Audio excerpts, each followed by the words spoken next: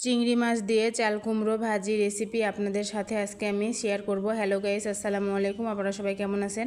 আলহামদুলিল্লাহ, আমি অনেক ভালো আছি। যারা আমার ফেসবুক থেকে দেখছেন তারা অবশ্যই লাইক কমেন্ট শেয়ার করে দিবেন, আর যারা ইউটিউব থেকে দেখছেন তারা চ্যানেলটি সাবস্ক্রাইব করে দিবেন। প্রথমে এখানে আমি একটা কুমড়ো নিয়েছি। কুমড়োটাকে আমি সুন্দর করে এরকম কুচি কুচি বা চিকুন চিকুন করে কেটে নিব। নিয়ে এগুলোকে আমি লবণ দিয়ে কিছুক্ষণের জন্য মাখিয়ে রেখে দিব, তাহলে এখান থেকে অনেক পানি উঠে আসবে। বাড়তি যে পানিটা আছে সেটা বেরিয়ে যাবে এবং কুমড়োটা অনেক সফট হয়ে যাবে।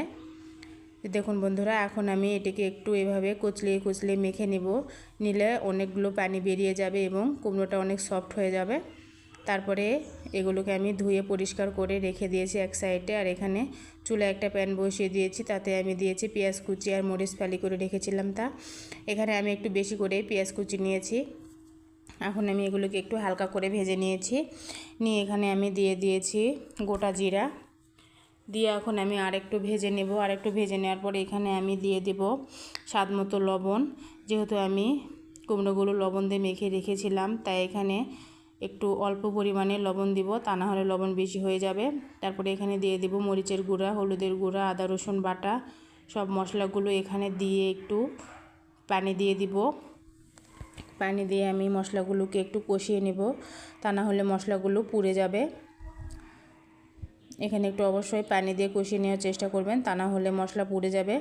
কষিয়ে নেওয়া হয়ে গেলে এখানে আমি দিয়ে দিব চিংড়ি মাছগুলো দিয়ে আর একটু আমি কিছুক্ষণের জন্য কষিয়ে নেব।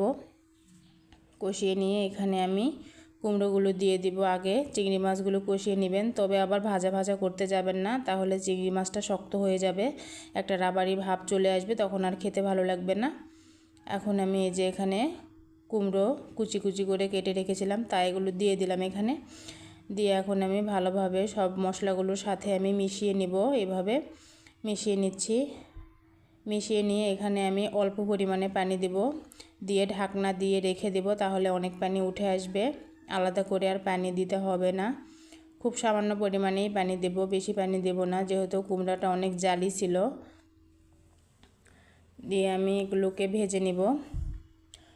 আর অনেকেই হয়তো এখানে এসে কমেন্ট করবেন যে আপু, আপনি কি শুধু চিংড়ি মাছই খান? আচ্ছা, আপনারাই বলুন তো, এই কুমড়ো ভাজি কি বড় মাছ দিয়ে ভালো লাগবে? আপনারা কি এইটুকু বোঝেন না যে কেন চিংড়ি মাছ দিয়ে ভাজি করি? হ্যাঁ, অনেকে এসে তো একটা মুখস্থ কমেন্ট করে দিয়ে চলে যাবেন। আমি জানি যে আপনারা এই ভিডিওটাও ফুল দেখবেন না, কিন্তু যারা বড় ভিডিও বানায় তারা জানে যে বড় ভিডিও বানানোর কষ্ট কীরকম। একটা বড় ভিডিও বানিয়ে দেখবেন প্রতিনিয়ত একটা করে বড় ভিডিও বানার কত কষ্ট। যাই হোক, একটু কঠিন কথা বলে ফেললাম, কেউ আবার মনে কষ্ট নিন না। তারপরে দেখুন বন্ধুরা, এই যে পানি কিন্তু প্রায় শুকিয়ে গেছে। এখন আমি একটু এগুলোকে নেড়ে চেড়ে ভালোভাবে এভাবে রান্না করে নেব, একদম ভাজা ভাজা করে নেব। দেখুন এখন কিন্তু একদমই তেল উঠে এসেছে। এখন আমি এগুলোকে সুন্দর করে একটু ভেজে নেব। এই কুমড়ো ভাজি কিন্তু গরম গরম ভাতের সাথে খেতে অনেক মজা, সাথে যদি একটু ডাউল হয় তাহলে তো আরও মজা। যে দেখুন বন্ধুরা, ভাজি কিন্তু আমার প্রায় কমপ্লিট। আপনারা যারা আমার ভিডিওটি ধৈর্য সহকারে দেখেছেন তাদেরকে অসংখ্য অসংখ্য ধন্যবাদ।